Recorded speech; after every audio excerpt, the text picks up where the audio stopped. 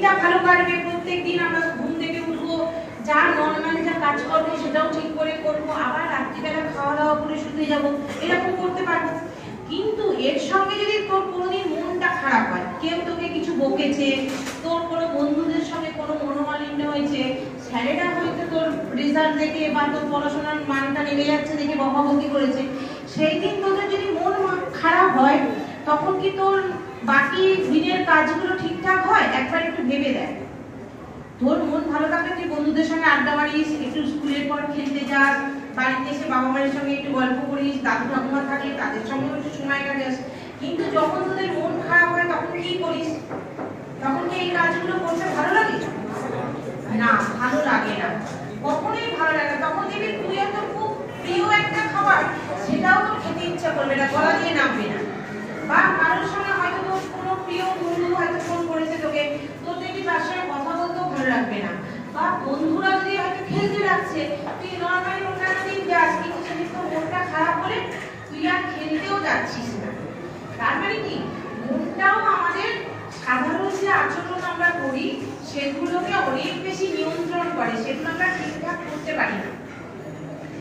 যদি কারোর শরীর খুব খারাপ হয়, ধর অনেকদিন ধরে পেট খারাপে ভুগছিস, অনেকদিন ধরে ফুসফুসে জ্বর হচ্ছে, ভালো লাগছে না, স্কুল বন্ধ আছে, তখন যদি মন খারাপ হয়, তখন কিসের জন্য মনটা খারাপ হয় বল? শরীর খারাপের জন্য। শরীর খারাপের জন্য তখন মনটা খারাপ হচ্ছে।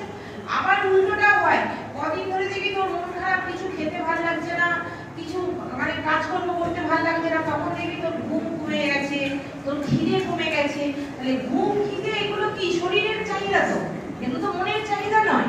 তাহলে মনটা খারাপ হলেই তোর ঘুমটা কমে যাচ্ছে, খিদেটা কমে যাচ্ছে, তুই রোগা হয়ে যাচ্ছিস, তোর শরীরে কোনো এনার্জি নেই, কোনো কাজ করতে পারছিস না।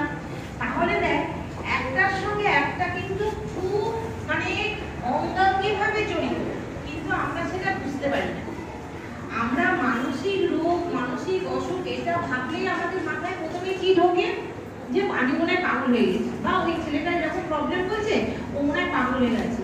পাগল জিনিস আর মানসিক অসুখ দুটো কিন্তু এক নয়। মানসিক রোগ যে কোনো কারণে হতে পারে, সর্দি কাশিও যেমন আমার শারীরিক রোগ, সেটা মন খারাপটাও আমার একটা অসুখ, সেটার জন্য আমি পাগল নই।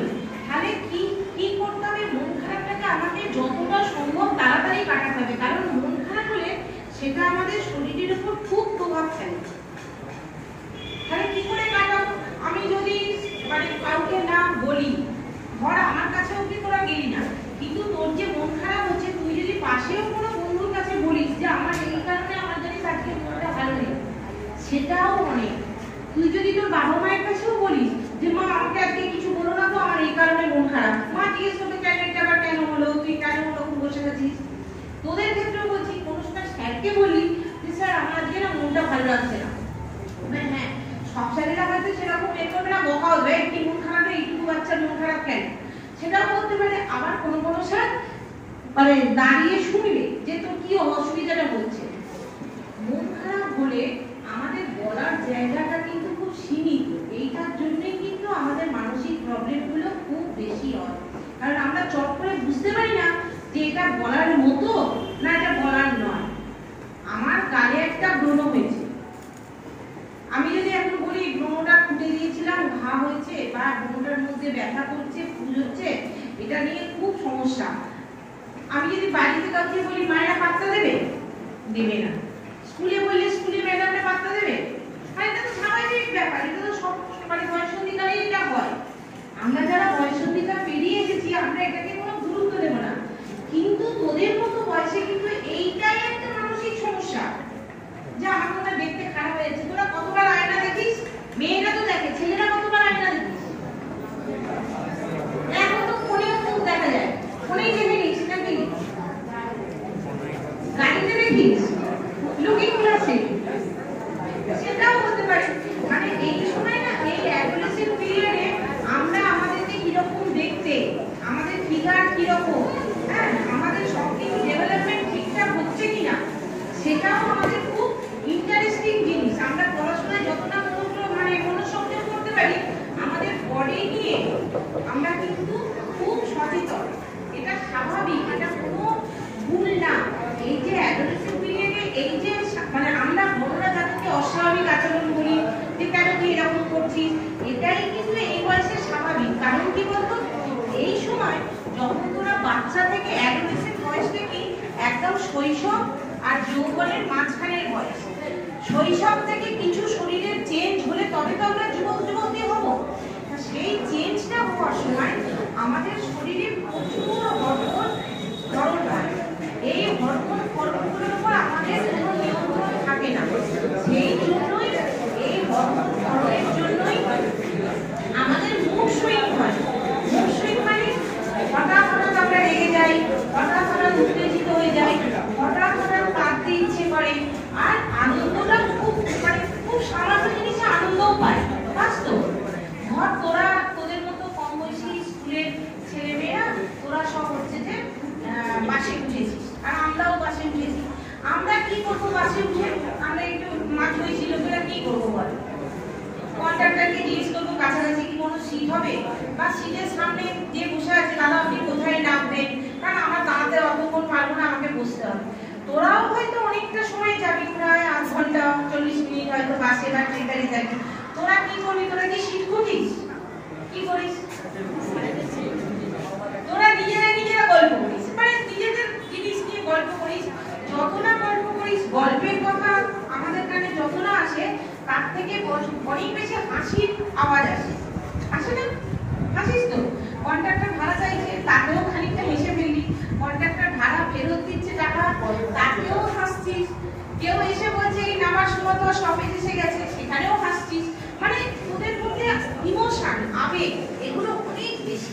কেন বেশি? না, এই যে হরমোনের আপ ডাউনসটা চলছে, সেই জন্যই তোদের ইমোশনটা বেশি।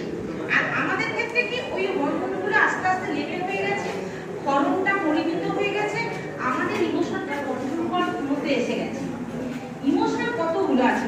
আনন্দ আছে, কান্না আছে, হাসি কান্না, আনন্দ, দুঃখ, হতাশা, ভয়, বিভিন্ন ধরনের রাগ। এটা রাগটাও একটা ইমোশন। তাহলে এই বিভিন্ন ধরনের ইমোশন কিন্তু আমাদের প্রত্যেকটা মানুষের মধ্যে আছে, ছোট থেকে বড়। বাচ্চারা জেদ করে না, জিনিস ফেলে দেয় না, বাচ্চারা ভূতের ভয় দেখাবি কিরকম ভয় পেয়ে যায়, কেউ বকছে তাকেও ভয় পায়। সে বাচ্চা বয়সেও আছে, তোদের বয়সেও আছে, আর আমাদের বয়সেও আছে। যেটা পার্থক্য, তোদের ইমোশনটা খুব আপ ডাউন করে। এই তুই আনন্দে হাসছিস, এই আবার কেউ একটা কিছু বলে দিল, খুব কষ্ট হয়ে গেল। এই মায়ের সাথে গল্প করেছিস, মাই আবার একটু বকে দিয়েছে কোনো কাজে ভুল ত্রুটি হোক বা কিছু, এই রাগ করে খাওয়া বন্ধ করে দিচ্ছিস। এই ধরনের চেঞ্জগুলো হয়তো। তাহলে এই ইমোশনটাকে কন্ট্রোল করতে আমাদের প্রত্যেকটা অ্যাডোলেসেন্ট বাচ্চাকে জানতে হবে। কেন জানতে হবে বলতো? এই আনন্দ, হাসি, খুশি এগুলো কোনো শরীরের ক্ষতি করবে না, কিন্তু যখনই নেগেটিভ ইমোশনগুলো আমাদের শরীরে বেশি হবে, কষ্ট, দুঃখ, ভয়, হতাশা, এইগুলোই কিন্তু আমাদের মনকে একদম মানে করায়ত্ত করে নেবে, গ্রিপে নিয়ে নেবে। তখন ওই ইমোশনগুলো দিয়েই আমাদের মনটা কন্ট্রোল হবে। তখন আমি কিছুতেই আমার মনটাকে আমি আমার মতো চালনা করতে পারবো না। মন এমন একটা জিনিস যেটা চোখে দেখা যায় না। আমরা বলি হৃৎপিণ্ড, এই বুকে মন আছে, বুকে হৃৎপিণ্ড ছাড়া কিচ্ছু নেই। হৃৎপিণ্ডের কাজ শুধু রক্ত পাম্প করাই, আর কিচ্ছু কাজ না। তাহলে মনটা কি? মনটা কিছুই না, মনটা আমাদের চিন্তা শক্তি। আমাদের মাথার যে ব্রেন, সেই ব্রেনটাই মন। মানে কিছু ভাবনা, কিছু চিন্তা, সেটা ব্রেনেরই কাজ, সেটা মন হৃদয়ে থাকে না। যতই আমরা ভালোবাসি, যাই করি, প্রেম, ভালোবাসা, রাগ, ক্ষোভ সবই আমাদের মানে চিন্তার অনুভূতিগুলো আমাদের ব্রেন থেকেই আসে, সমস্ত চিন্তা ভাবনাগুলো। তাহলে এটা সবার জীবনে আছে, ছোট থেকে বড়। আমি যে বললাম না যে ব্রণ হয়েছে সামান্য, সেটা তোদের সমস্যা, আমার কাছে বলবে না, ওটা আমার কাছে না, মানে তোর বাড়ির যারা বড়রা আছে তাদের কাছে বলবে না এটাতে কোনো সমস্যা নেই, কিন্তু ওটা তোর সমস্যা। বা এই যে ধর 9, 10 যে ছেলেরা পড়ছে, এরা যখন কলেজে যাবে বা 11, 12 দেখবে 50% এর গোপদারি বেরিয়ে গেছে, 50% এর গোপদারি তখন বেরায়নি, সেটাও কিন্তু ওদের খুব সমস্যা। আবার মানে গলার স্বরটা যে ভাঙছে, সেই গলার স্বরটা ভাঙার সময় ওদের অনেক সমস্যা হয়। ওদের আরো সমস্যা আছে, মাসেল হচ্ছে না, বুকের ছাতি চওড়া হচ্ছে না, গায়ে লোম হচ্ছে না, মানে এগুলো না হলে যেন ঠিক ছেলে ছেলে মনে হবে না। এটা কিন্তু ওদের প্রচুর সমস্যা। এবার এইটা কখন মেন্টাল প্রবলেমে যাবে? এটা তো ফিজিক্যাল সমস্যা।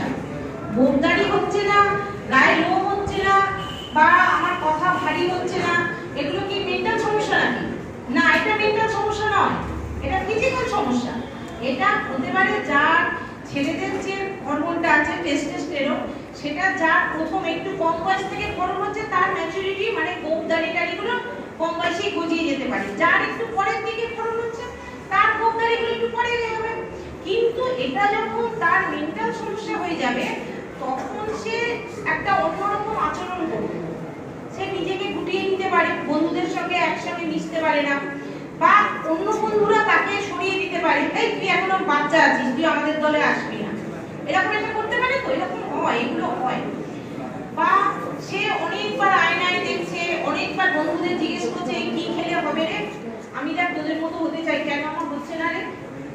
বাড়িতে গিয়ে বাবার রেজার দিয়ে 2-4 বার দাড়ি কামিয়েই ফেললে হয়তো, যদি দুটো দাড়ি বেরোয়, হ্যাঁ শেষে দেখা গেল ব্রেডের গাল ফাল কেটে গেল, কারণ তার তখন তো কোনো রোগ গুলো তো সবগুলোই হয়নি, কেটে যেতেই পারে। তাহলে এটা কিন্তু তার ক্ষেত্রে সমস্যা। এবার একটা জিনিস দেখ, এটা কি সে সবার সামনে করবে না, এগুলো সে লুকিয়ে লুকিয়ে করবে। মানে কেউ দেখে ফেলে তাকে হয়তো গুলি করবে, তাকে হয়তো নানা রকম কথা বলবে, টোন টিটকিরি করবে, সেটা একটা মানে অস্বস্তিকর অসুবিধা। এইভাবে সে তখন লুকিয়ে লুকিয়ে আড়ালে এই জিনিসগুলো করবে।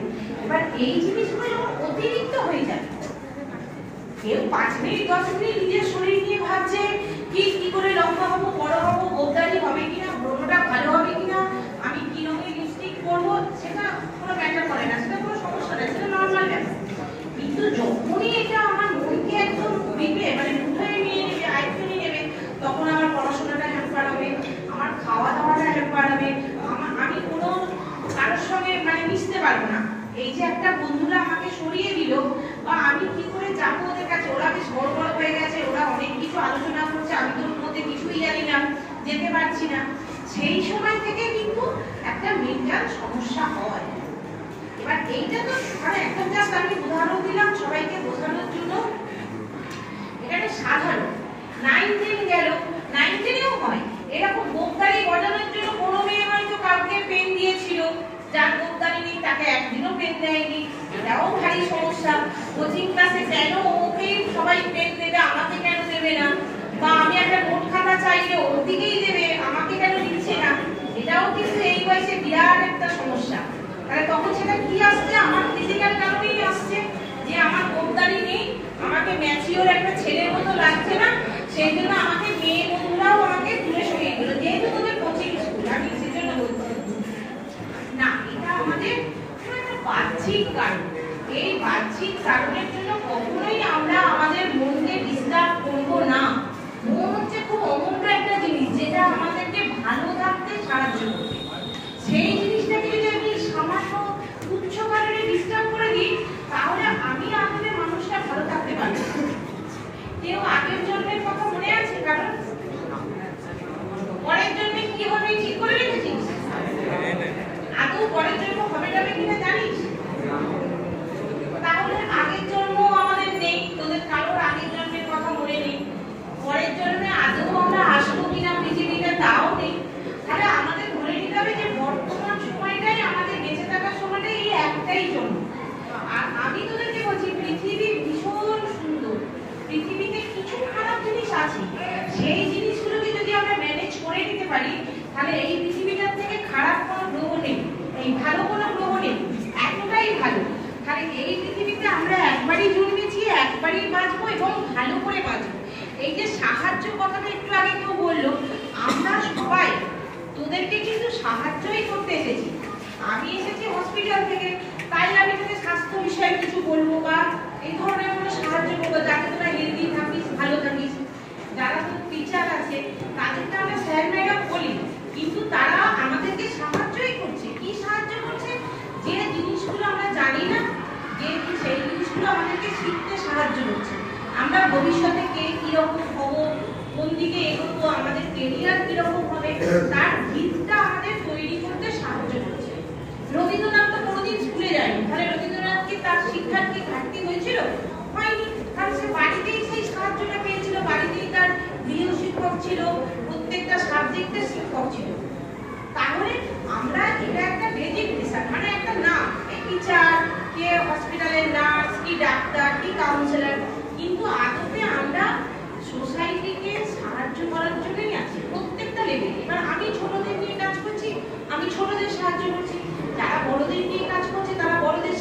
হচ্ছে কেন না, যাতে আমাদের সোসাইটিটা ভালো থাকে। তাহলে সোসাইটিটার সঙ্গে আমাদের কি সমস্যা কেন হবে?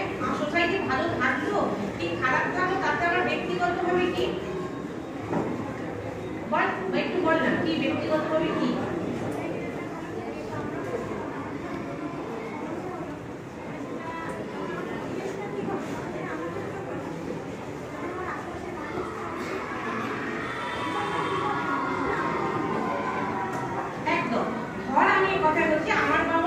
নেশা করে না, আমার বাড়ির ফ্যামিলি খুব ভালো, আমার মাও সার্ভিস করে, বাবাও সার্ভিস করে, আমিও পড়াশোনায় ভালো, আমিও লেখাপড়া করি, আমার ফোকাসটা পড়াশোনাতেই আছে, আমি একটা ভালো শুনেছি।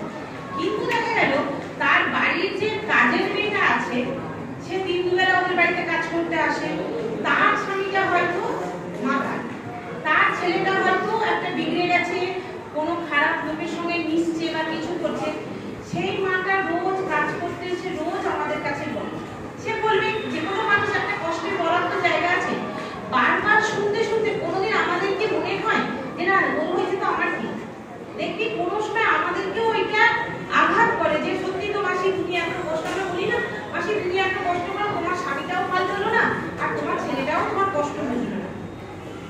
তার মানে সে আমাকে, আমি ভালো আছি কিন্তু সে আমার ভালো থাকাটাকে কোথাও সে মুছে দিচ্ছে, ইরেজ করে দিচ্ছে, কেন না তার খারাপ থাকার অভিজ্ঞতাটা দিয়ে। তার মানে সে তো আমার সোসাইটিরই একজন, সমাজেরই একজন। বা তোর পাশের বাড়িতে রোজ দেখা গেল হয়তো হাইফাই ফ্যামিলি কিন্তু প্রচুর ড্রিঙ্ক করে, প্রচুর এ করে, বাড়ি এসে তবুও অশান্তি করে, রাত্রি 12টা 1টা অবধি চিৎকার চেঁচামেচি হচ্ছে। তুই যদি দরজা জানলা বন্ধ করেও পড়াশোনা করিস তুই করতে পারবি, তোর কিছুতেই পড়াশোনায় কনসেন্ট্রেট আসবে না, কারণ সবসময় আমাদের মাথায় ওইটা হচ্ছে।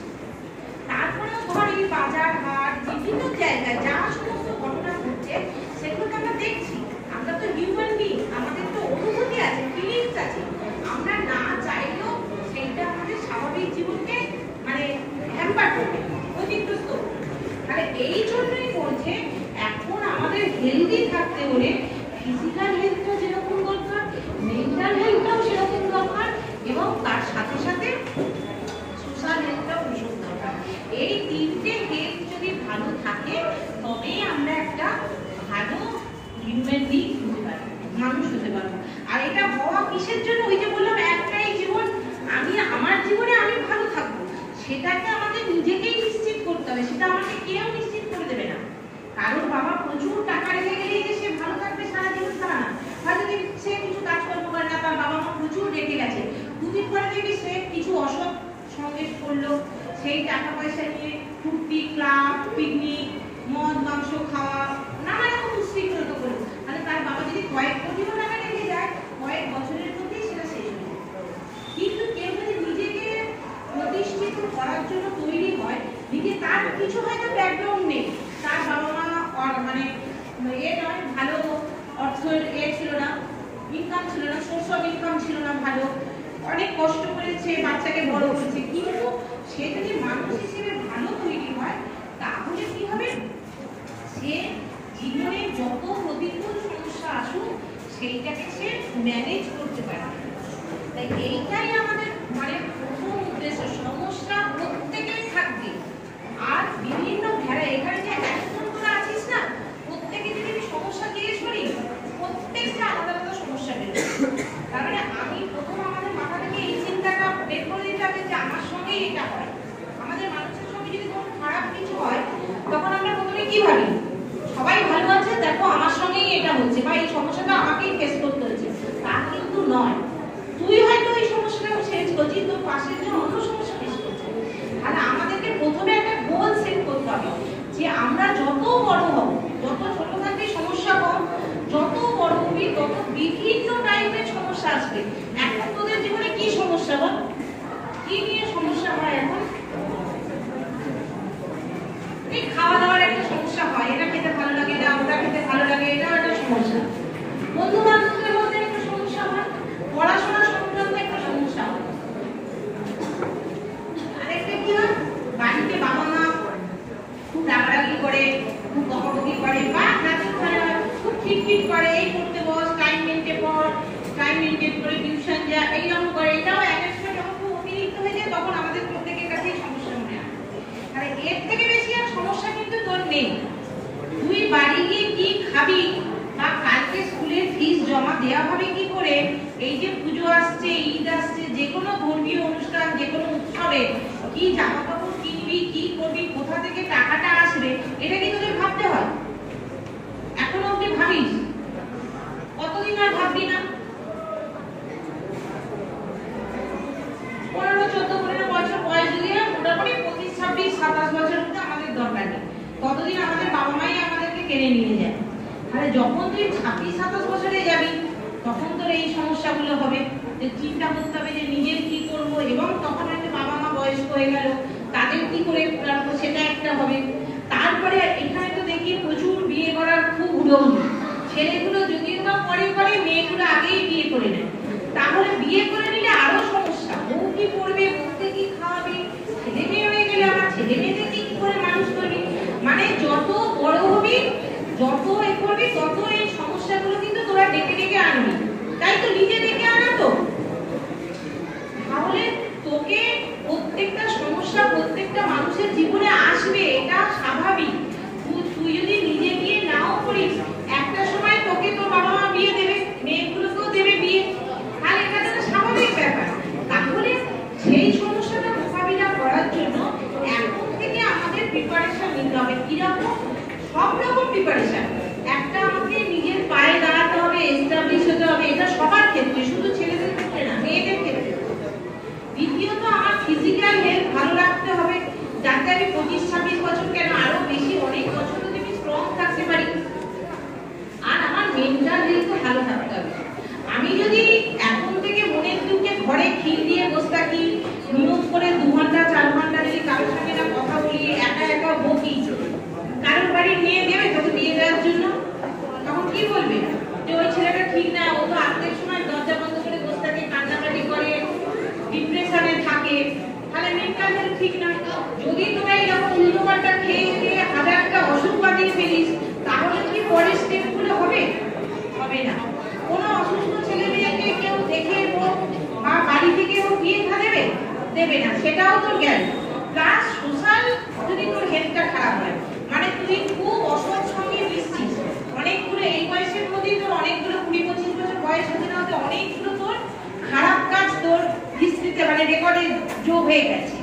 তুই হয়তো এর মধ্যে গাঁজা, তিরঙ্গা, বিমল, চুটকি, জর্দা যা যা আছে সব তুই একদম তাতে একদম উপর হয়ে গেছে। তাহলে কখনো তোর কিন্তু আর স্বাভাবিক লাইফটা আসবে না। আমি এগুলো জাস্ট উদাহরণ দিয়ে বলছি কি, যে প্রত্যেকটা স্টেজ, বাচ্চা থেকে বুড়ো হওয়া পর্যন্ত আমাদের মানুষের জীবনে বিভিন্ন আলাদা আলাদা স্টেজ আছে। আমরা কোনো স্টেজকে স্কিপ করে, মানে লাফিয়ে গিয়ে পরের স্টেজে পৌঁছতে পারি না। তাহলে সেইটার জন্য আমাদেরকে শরীরকে ঠিকঠাক সময় দিতে হবে। আর তার সাথে সাথে এই যে মেন্টাল ব্যাপারটা, মানসিক ম্যাচুরিটিও আসতে হয়। এই ধর যখন তুই 18-19 বছরের মধ্যে ভাব কোনো মেয়ে 13-14 বছরে পালিয়ে গিয়ে বিয়ে করে, তো তখন সে একদম বাচ্চা, 13 বছরে তার যে ওজনটা হওয়ার কথা তখন তার সেই ওজনটা নেই। যখন সে 18-19 বছর গেল, সেই পর্যন্ত তার শরীরে মনের মধ্যে ওই যে হরমোনগুলো এত ক্ষরণ হচ্ছে, তার একটা প্রভাব পড়ছে। এই সময় ইমোশনটা খুব বেশি থাকে। আমি আগেই বলেছি যে মানে আনন্দ খুশিটাও যেমন বেশি হয়, রাগ, হতাশা, কষ্ট এগুলোও বেশি হয়। তাহলে 18-19 বছর যাওয়ার আগেই দেখবি তার মধ্যে ডিপ্রেশন এসে যায়। কেন এসে যায়? একটা বাড়ি থেকে একটা বাড়িতে যাওয়া, একটা আনম্যারিড লাইফ থেকে একটা ম্যারিড লাইফ, দুটো আকাশ পাতাল তফাৎ। দুটোর মধ্যে কিন্তু শুধু ওই বাদাম ভাজা, ফুচকা খাওয়া, সিনেমা দেখতে যাওয়া, একটা বেড়াতে যাওয়া, কিছু গিফট কিনে দেওয়া, তা কিন্তু নয়। দুটোর মধ্যে আকাশ পাতাল তফাৎ। যখন ওই 13-14 বছরের মেয়েটা গিয়ে একদম ওই খাল থেকে সমুদ্রে পড়ে যায়, তখন কিন্তু সে মানসিকভাবে অ্যাডজাস্ট করতে পারে না। এই কারণে আমাদের সমাজে সুইসাইডাল টেন্ডেন্সি অনেক বেশি বাড়ছে। আবার কি, যখনই একটা মা অত কম বয়সে বিয়ে করে চলে যাচ্ছে, তখন মায়ের শরীরে পুষ্টি হচ্ছে না, সেখান থেকে আমরা একটা কম পুষ্টির বাচ্চা পাচ্ছি, সেও পরের দিকে অসুস্থ সমাজ তৈরি করছে। একটা ধর আমাদের একটা অসুস্থ বাচ্চা, আমাদের গ্রামে একটা অসুস্থ বাচ্চা থ্যালাসেমিয়া রোগী আছে, একটা বাচ্চা আছে, তাকে যখন আমি হসপিটালে নিয়ে যাবো বলবে কি না এর তো থ্যালাসেমিয়া রোগের কি, এটা জানিস যে আমাদের প্রত্যেক মানুষের শরীরে রক্তটা নিজের থেকে তৈরি হয়, থ্যালাসেমিয়া রোগীদের রক্তটা তৈরি হয় না, ওদেরকে বাইরে থেকে ব্লাড দিয়ে বাঁচিয়ে রাখতে হবে। এবার সেটা একটা বিরাট খরচ সাপেক্ষ ব্যাপার। হসপিটালে ডাক্তাররা বললো ওকে ব্লাড দিয়ে রাখতে হবে, তার বাবা মা ছুটছে, আত্মীয় স্বজন ধার দেনা করে এমনিতেই থ্যালাসেমিয়া বাচ্চাগুলো বেশি দিন বাঁচে না, কিন্তু কোনো বাবা মা তার শেষ রক্তবিন্দু অবধি সে চেষ্টা করবে যাতে তার বাচ্চাটা ভালো থাকে। তাহলে এই ক্ষেত্রে দেখা গেল আমাদের যে সোশ্যাল লাইফটা সেটা কিন্তু অনেকটা হ্যাম্পার হলো। কিভাবে হ্যাম্পার হলো?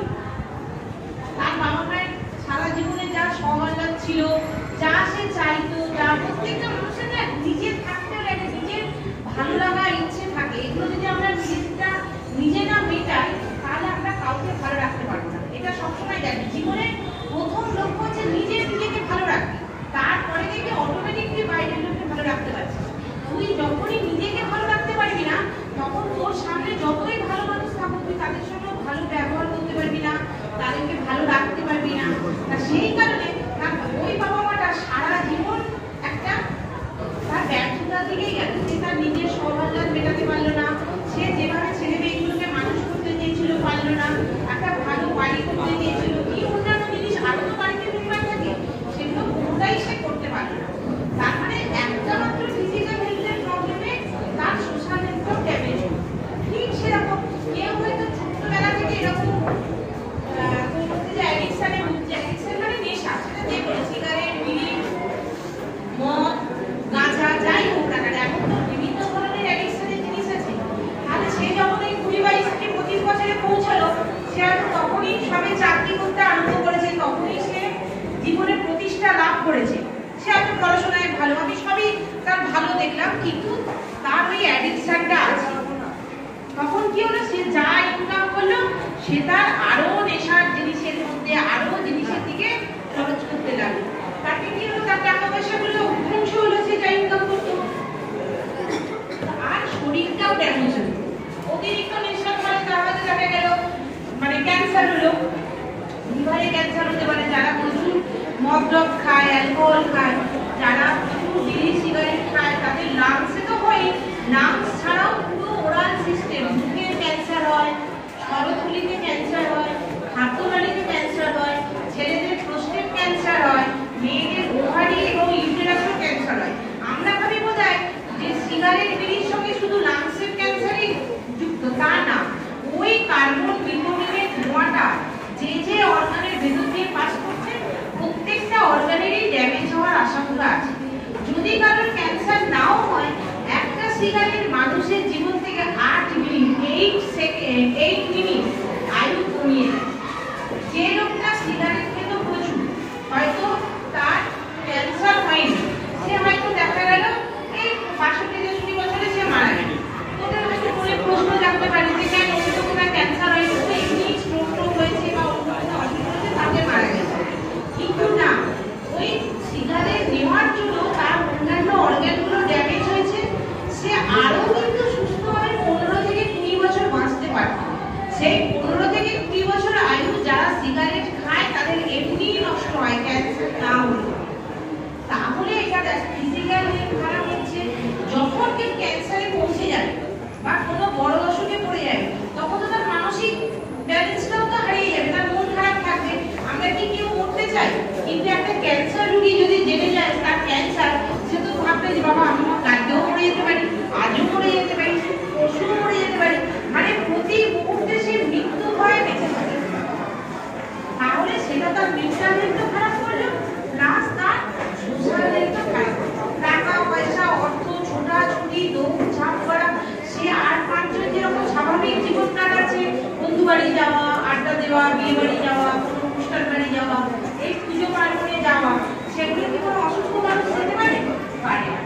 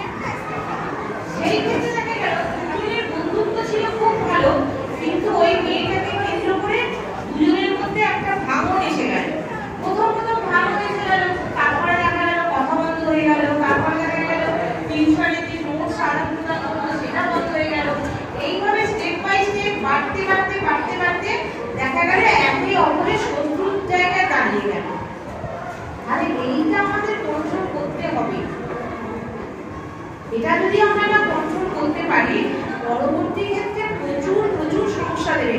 আমাদের জীবনে সবকিছু হবে, কিন্তু প্রত্যেকটা স্টেপ বাই স্টেপ আছে। ধর একটা 4-5 মাসের বাচ্চা বসতে শেখে, সেই বাচ্চাটা 8-9 মাস পেরিয়ে 10-11 মাসে গেলে একটু দাঁড়াবে, 1 বছর হলে তবে সে হাঁটতে শিখবে। তাহলে তার শরীরে তো হাত পা শিরদাঁড়া সবকিছুই জন্ম থেকে আছে, কিন্তু সে 5 মাসের বাচ্চাটা হাঁটতে পারছে না কেন? বা ধর যে বাচ্চাটা সবই উঠুন করতে শিখেছে সে যেন বসতে পারছে না, তার শরীরে তো বিকল্প তো নেই, সে তো সবকিছু নিয়েই ঠিকঠাক জন্মেছে, তাহলে পারছে না কেন? কারণ প্রত্যেকটা অর্গানের একটা নির্দিষ্ট সময় লাগে ম্যাচিওর হতে। তার শিরদাঁড়াটা শক্তপোক্ত হলে, বডি ওয়েট ব্যালেন্স করতে পারলে তবে সে বসতে শিখবে, তখন সে কিছু ধরে দাঁড়াতে শিখবে। তাহলে জন্ম থেকে সব থাকলেই কিন্তু বাচ্চাটা খুব সুন্দর দেখতে, গোলগাল দেখতে, দারুণ দেখতে, তাহলেও কিন্তু তার ফিজিক্যাল অ্যাক্টিভিটিগুলো নির্দিষ্ট সময়ের আগে হবে না, কোনোভাবেই হবে না। যদি আমরা সেটা করাতে যাই, যদি বয়সের আগে আমরা যদি তাকে জোর করে ম্যাচুরিটির আগে একটু উঁচু হয়েছে বাচ্চা সবে, তাকে যদি কেউ বসিয়ে দেয় সে বসতে পারবে? পারবে না। আবার ধর কেউ বসতে শিখেছে, তাকে যদি দাঁড় করিয়ে দেয় সে দাঁড়াতে পারবে? পারবে না। অথচ তার সবকিছু আছে। তাহলে একটা বাচ্চা জন্ম থেকে দাঁড়াতে গেলে তাকে মিনিমাম 1 বছর সময় দিতে হবে। তার আগে যদি করে তাহলে সে আঘাত পাবে, তার মাথায় লেগে যাবে, তার তো লাগে। কিন্তু 17, 18, 19 কুড়িতে কেউ বিয়ে করে না, ছেলেরা একটু বেশি বয়সে বিয়ে করে। কিন্তু যে মেয়েরা যে কম বয়সে বিয়ে করছে, একটা মেয়েকে বাইরে থেকে দেখলেই মনে হচ্ছে বা মেয়েটা খুব সুন্দর, বা মেয়েটা নিজেও দেখে ভাবছে যে আমাকে দারুণ দেখতে লাগছে, এত সব ছেলেরা তাকিয়ে রাখে, এতগুলো বন্ধু আছে, এই যে সম্বন্ধটা এসেছে দারুণ কাজ করে, তাহলে আমি এখন বিয়ে করি না। সেই কারণেই তো বারবার করে বলা হয় 18 বছরের আগে মেয়েদের বিয়ে দিতে নেই। কেন না? বাইরে থেকে দেখতে তো আমাকে ভালোই আছে, আমি তো একদম নর্মাল, কিন্তু আমার বয়স তো 18 পেরোয়, 19-20-তে যায়নি, তাহলে আমার বিয়ের ম্যাচুরিটি কি করে আসবে? তাহলে ওই বাচ্চাটাকে যদি আমরা বয়সের আগে তার ম্যাচুরিটি না হতে যে কাজগুলো করালে যেমন তার শারীরিক আঘাত লাগবে, ক্ষতি হবে, একটা মেয়ের ক্ষেত্রেও কিন্তু ঠিক তাই। 18 বছর তো আগে বলেছে, এখন দেখা গেছে 18 বছরে হলেও বিপদের সম্ভাবনা থাকে, অন্তত 20 থেকে 21 বছর। ওটা আইনও হয়েছে, কিন্তু এখনো সেটা পাস হয়নি যে মেয়েদের অন্তত 21 বছরের আগে বিয়ে দেওয়া উচিত না। কারণ কম বয়সে মা হলে প্রচুর মেয়েদের ক্ষতি হয়, সেটা মেয়েরা এখনো বোঝে। সব থেকে ইম্যাচিওর থাকে, সে তো নিজেই বাচ্চা, তার তো 18 বছর পেরোলে তবে তো তার 54 কেজি 55 কেজি ওজন হবে, আর বডির ভেতরের সমস্ত পার্টসের ঠিকঠাক বৃদ্ধি হবে, গ্রো হবে, তার হরমোনের ব্যালেন্স ঠিকঠাক হবে, তবে সে একটা ম্যাচিওর মেয়ে হবে, তবে সে পরের স্টেপে যাওয়ার জন্য একটা মার্ক আর কি পাস মার্ক সে অর্জন করবে। আর সেইটা যতদিন না হচ্ছে এটা কোনোদিনই সম্ভব না। আর ছেলেদেরকে যে বললাম না, তারা ছেলেরা ভাবি যে না তাহলে আমি তো বিয়ে করেই নিতে পারি কম বয়সে, আর এটা ভাবলে কি হবে, কি ক্ষতি হবে? ছেলেদেরও প্রচুর ক্ষতি হবে সময়ের আগে। ছেলেদের সময়ের আগে কি ক্ষতি হবে? তোদের বিশাল ক্ষতি হবে। কি বলতো? শারীরিক ক্ষতি। একটা 17-18 বছরের বিয়ে কেউ করে না, করে পাড়ার মধ্যে? আমার তো চুরি করেনি, একটু নরমালে করে। তোদের যে ক্ষতিটা হবে সেই ক্ষতিটা হবে কি? প্রত্যেক মানুষের নিজস্ব কিছু বাঁচার একটু লক্ষ্য থাকে, ভালো লাগার একটা জিনিস থাকে, যে যত তাড়াতাড়ি কম বয়সে সাংসারিক জীবনে জড়িয়ে পড়বি, নিজের মতো করে ভালো করে বাঁচাটা হবে না। খুব কম বয়সে কেউ কোনো ছেলে 22-23 বছরে একটা কাজকর্ম পেয়েছে ঠিকঠাক, সে কিছুটা সময় নিজের জন্য, নিজের বন্ধু বান্ধব, নিজের ফ্যামিলির সঙ্গে সেরকম ভাবে কাটাতেই পারলো না, সে হুট করে একটা বিয়ে করে নিল।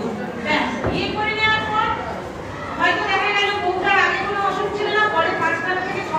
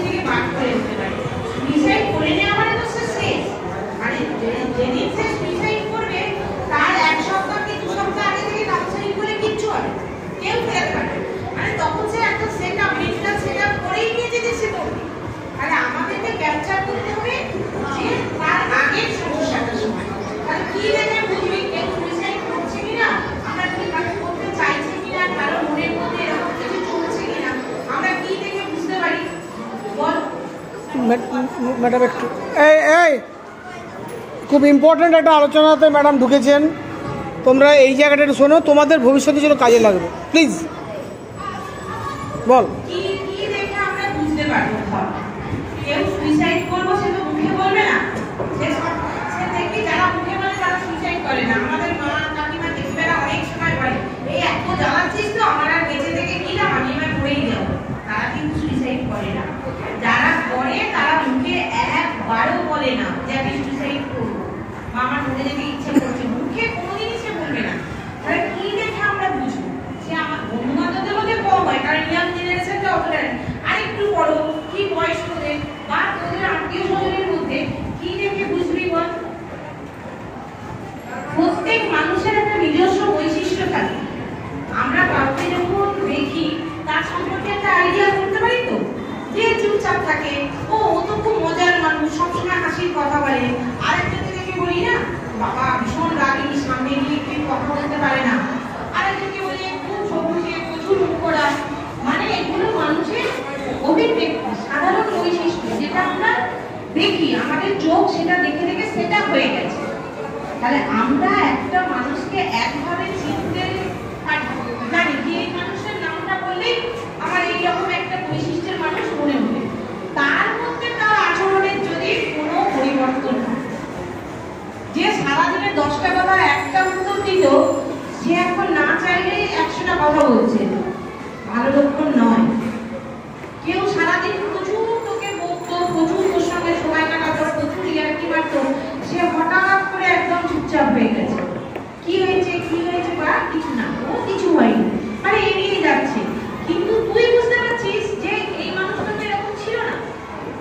একে না চাইতে কথা আরম্ভ করার সঙ্গে সঙ্গেই সে একটা রচনা বলে নিত পরপর, সেই মানুষটা পুরো চুপ হয়ে গেছে।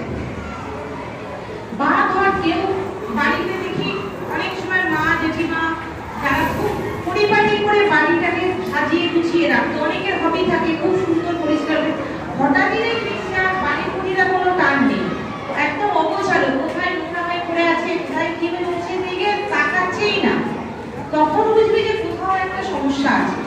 মানে প্রথম ক্লু হচ্ছে একটা মানুষ যে স্বাভাবিক আচরণ করে সেটা থেকে যদি সে সরে যায়, তার মানে তার কোথাও ডিপ্রেশন এসেছে। সুইসাইডের আগে ডিপ্রেশন এগুলো আগে হয়, সুইসাইড হচ্ছে ফাইনাল স্টেজ। তাহলে আমাদেরকে যদি কাউকে বাঁচাতে হয় প্রথম আমাদের এই মানে বৈশিষ্ট্যগুলো দেখতে হবে। দ্বিতীয়ত দেখতে হবে কি খাওয়া দাওয়া দুটো হয়। স্বাভাবিকের থেকে প্রচুর খাচ্ছে, সে হয়তো কোনোদিন ওরকম খেত না, যার কাছে যে জিনিসটা সে পছন্দ করতো না, হয়তো কোনো কোনো মাছ বা অনেকে মাংস খেতে ভালোবাসে না, কিন্তু যখন তার মধ্যে মানসিক এরকম পরিবর্তন আসবে না, তার খাওয়া দাওয়াতে পরিবর্তন আসবে। সে যেগুলো খেত না সেগুলোই হয়তো খাচ্ছে বা বেশি পরিমাণে খাচ্ছে। আর উল্টোটা একেবারেই খাওয়া বন্ধ করে দিয়েছে, খিদে নেই, আমার ভালো লাগছে না, তোরা খা না, এই ধরনের কথা নেই, আমাকে কেন ডাকছিস, বলছি তো বারবার বিরক্ত করিস না, এইভাবে সে কিন্তু খাওয়া দাওয়া করছে না, খাওয়া দাওয়াটা আস্তে আস্তে একদম কমিয়ে দিয়েছে। আর 3 নম্বর হচ্ছে প্রচুর ঘুম কমে যাবে। যখনই কোনো মানুষের মনের মধ্যে এই একটা দ্বন্দ্ব চলতে থাকবে, কিছুতেই সেই মানুষটা ঘুমোতে পারবে না। তাহলে এই 3টে লক্ষণ দেখে আমাদেরকে বুঝতে হবে যে সে হয়তো সুইসাইডের পর্যায়ে যাচ্ছে না, কিন্তু আমাদের বুঝতে হবে মেন্টাল মানে ডিপ্রেশন আছে বা এর মধ্যে প্রচুর স্ট্রেস কাজ করছে। স্ট্রেস তো এমনি মানে তো হচ্ছে যে পরীক্ষার সময় আমাদের হয়, তাই না? পরীক্ষার সময় যদি তুই অন্য সময় যেরকম খাবার স্বাভাবিক খাওয়া দাওয়া করিস, পরীক্ষার সময় তখন ভালো লাগে না, কোনো রকম একটুখানি খাবার খেয়ে তুই যেন 2 গুণ কি 3 গুণ খেতিস, এইটুকু খেয়েই চলে আসছিস, সেটা হচ্ছে স্ট্রেসের জন্য। এবার স্ট্রেস দুরকম আছে, স্ট্রেস হচ্ছে একটা ভালো আর একটা খারাপ। স্ট্রেসের খারাপ দিক কোনটা, যেটা আমাদের শরীরের ক্ষতি করে, সেটা হচ্ছে খারাপ স্ট্রেস। সেটা আমাদের মানে ডিপ্রেশন ডেকে আনবে, আমাকে একাকিত্বে ভোগাবে, আমাকে মানে সোসাইটি থেকে বিচ্ছিন্ন করে দেবে, এইটা। ভালো স্ট্রেস কোনটা, এটা একটু একটা আইডিয়া দিই। ভালো স্ট্রেস কোনটা হয়? ধর আমি একটা চাকরি পেয়েছি অনেক দূরে, আমি অনেক দিন মানে বেকার ছিলাম, তারপরে ভালো চাকরি পেয়েছি অনেক দূরে, আমাকে সেই ভোর থেকে উঠে বেরোতে হবে, আমি জানি ফিরতে ফিরতে আমার সেই 7টা 8টা বাজবে, আবার পরের দিন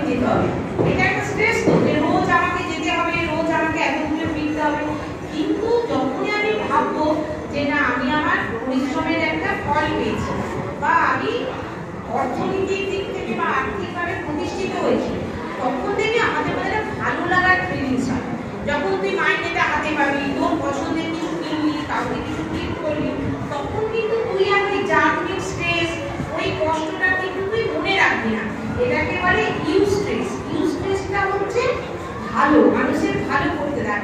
ধর একটা ছেলে, সে একটু সমাজসেবামূলক কাজ করতে ভালোবাসে, যত রাত্রি হোক যাই হোক, কারোর বাড়িতে যদি কেউ অসুস্থ হয় তাকে সে ডেকে নিয়ে চলে যায়, সে সঙ্গে সঙ্গে সবার আগে যায়, হসপিটালে নিয়ে যায়, ওষুধপত্র এনে দেয়। এরকম অনেক হেল্পফুল মানুষ থাকে। তো তারা কেন করে, কি করে করে, সেটাও কিন্তু তাদের স্ট্রেস।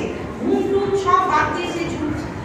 এই যে কারোর পাশে দাঁড়াচ্ছে, তার মনের মধ্যে একটা আনন্দ তৈরি হচ্ছে যে না, আমি কাউকে হেল্প করতে পারছি। তাহলে এইটা হচ্ছে ইউস্ট্রেস। ইউস্ট্রেস মানুষকে সবসময় এগোতে সাহায্য করে। আর উল্টো যে যেটা আছে স্ট্রেস, সেটা হচ্ছে ডিস্ট্রেস।